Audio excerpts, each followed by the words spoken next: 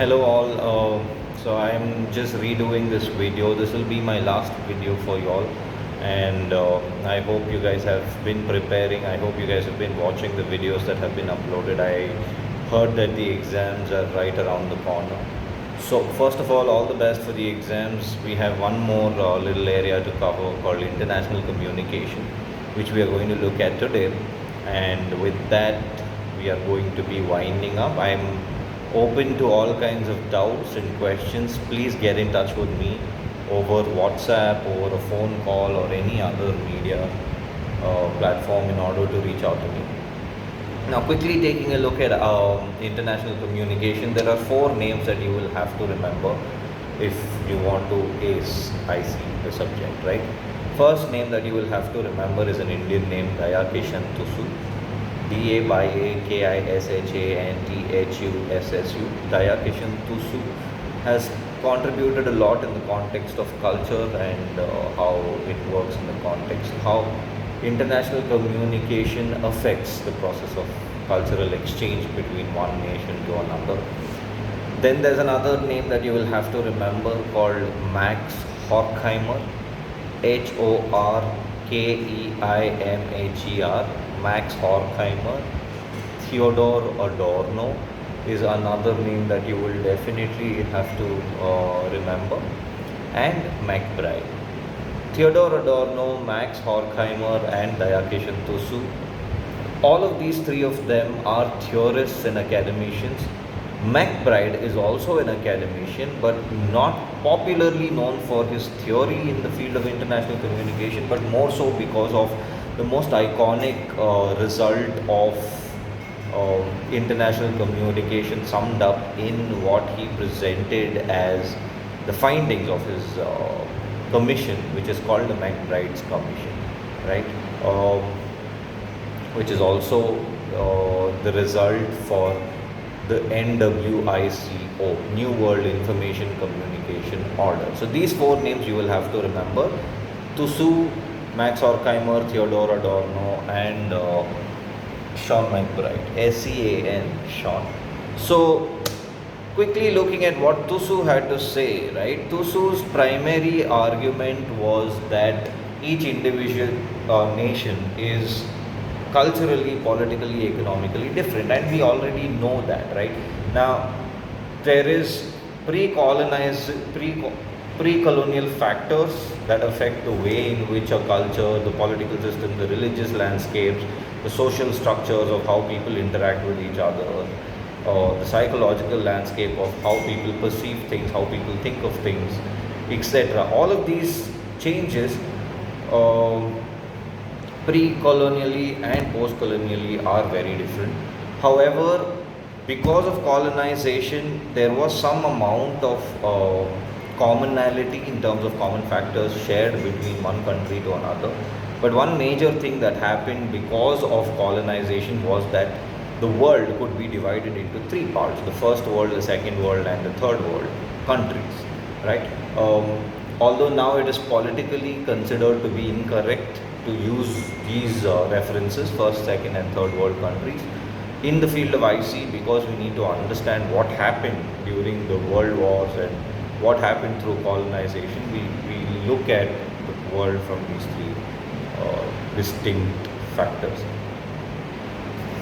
So in the first world countries, it's mostly the colonizers, the most powerful countries that decided to take on the world. The second world countries are usually mostly the non-colonizers who kept to themselves, who weren't colonized and who just minded their own business.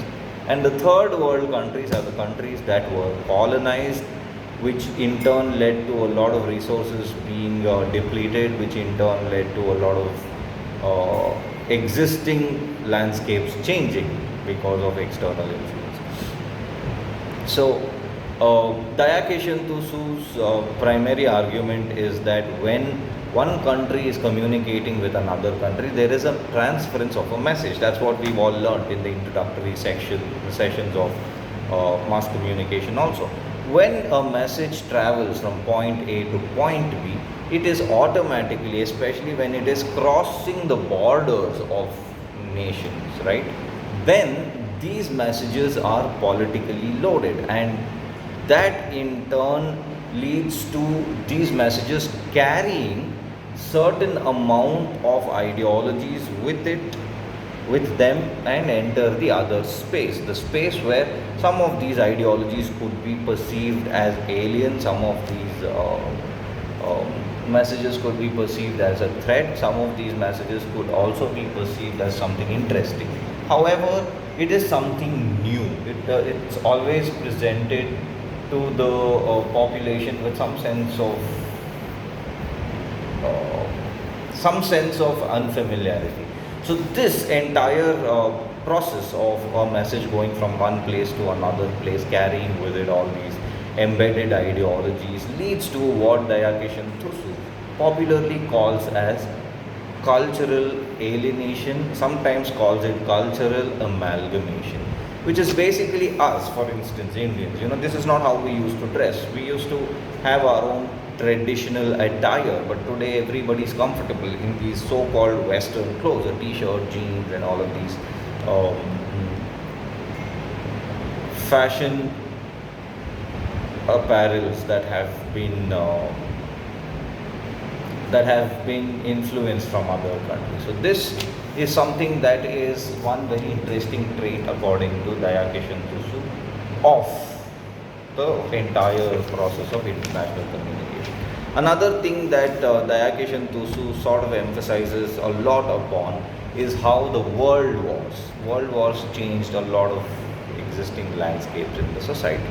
So that's another very important factor. Now, coming to both Horkheimer and Theodor Adorno, right? You'll need to remember that both of these guys were neo-Marxists.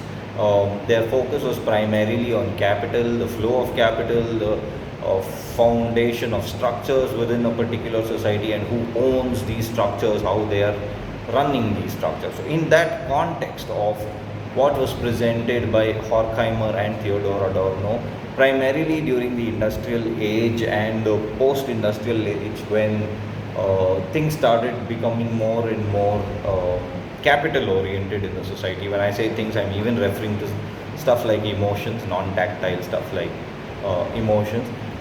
People started, you do agree with me, right? Today, a lot of us are so obsessed with money. We want to make money. Every opportunity you get to even make that extra 100 rupees, you take that opportunity at the cost of maybe sleep, at the cost of peace, at the cost of I don't know, but money is just that important. So when the world rearranged itself into multiple sections, into 4 or 5 different sections, both Theodor Adorno and Max Horkheimer started looking at how this process of establishing technologies to communicate across the globe, this process of establishing some sort of an ideological control, this sort of a system being established where there is an uneven distribution of flow of information, right? Flow of information was never from third world countries to first world countries. It was always the top to bottom approach. So this is where Max Horkheimer and Adorno brought in their own entire concept of capitalism, and how capitalization of nations is leading to a lot of markets being opened, but in turn becoming a threat, because this is returning all the ideological factors that caused the entire colonization to be a threat in the first place, which basically means that all these powerful countries started using international communication systems. International communication systems are technologies that combine together, like satellites, mobile phones, that need to be put together in order to create a system that enables you to communicate with one another in two different countries. So I see, yes, information communication systems or international communication systems were established particularly by the powerful countries to exercise their control over the third world countries, irrespective of what sort of what kind of measures the UN had taken post-colonization, post-world wars, in order to ensure that there is world peace. So this is where Horkheimer and Adorno focus, and one of the primary things that they particularly Adorno talks about, is the concept of McDonaldization. McDonald's has a set system in place in order to serve their customers, and how through their established system they have now pretty much taken over the fast food industries in the third world countries as well, which becomes a huge threat to the existing businesses, to the existing landscapes and systems within the third world countries. So this is where Adorno and Horkheimer focused upon.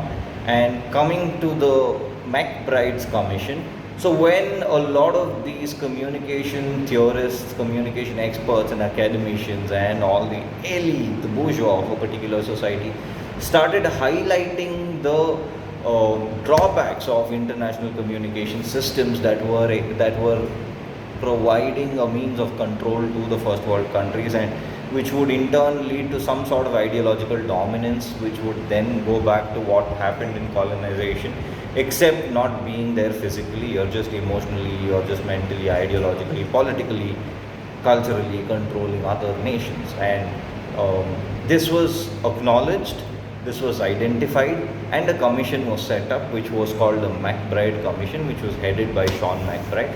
And as a result of the Sean MacBride's MacBride Commission, a lot of policy changes, a lot of interventions, and a lot of such developmental moves were proposed in the MacBride Commission, which eventually led to the New World Information Communication Order.